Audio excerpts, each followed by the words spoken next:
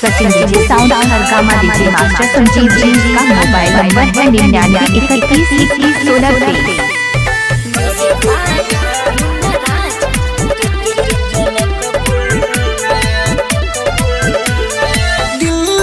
पटना गोरखपुरा में, दिल्ली नहीं पटना गोरखपुरा में करबै बियाह जनकपुर में, करबै बियाह जनकपुर में।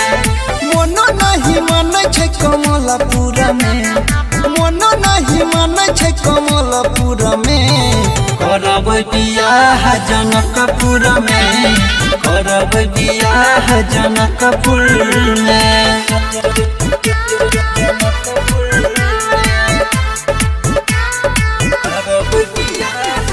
Sachin DJ sound Harkama, Sachin DJ sound Harkama, Sachin DJ sound Harkama. Sachin सन मुखरा सुन रे अरेवा पागल हमरा बना देलकै, पहले नजर में सुन रे अरेवा दिलवा हमर चुरा लेलकै।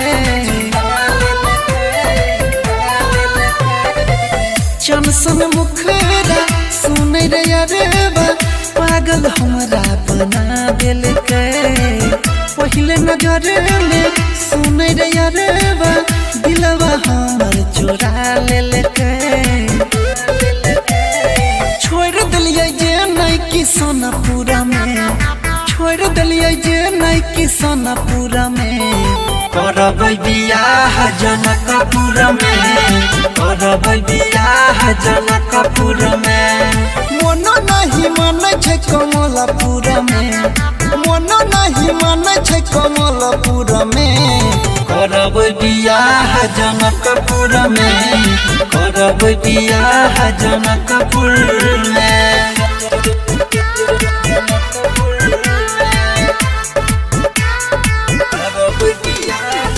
Mixing master Raju Kumar Singapatti, mixing master Raju Kumar Singapatti.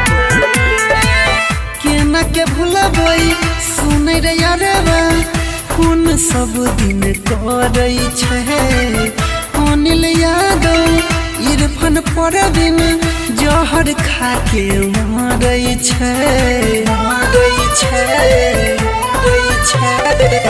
केना के भुलबै सुन रे अरेवा खून सब दिन करै छै, अनिल यादव इरफान परवीन जहर खा के मरै छै।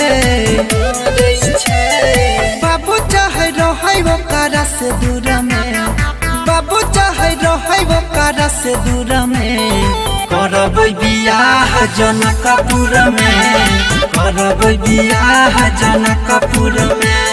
मोनो नहीं मानै छै कमलपुर में, मोनो नहीं मानै छै कमलपुर में करबै बियाह जनकपुर में, करबै बियाह जनकपुर में। Mixing master Raju Kumar सिंगापट्टी।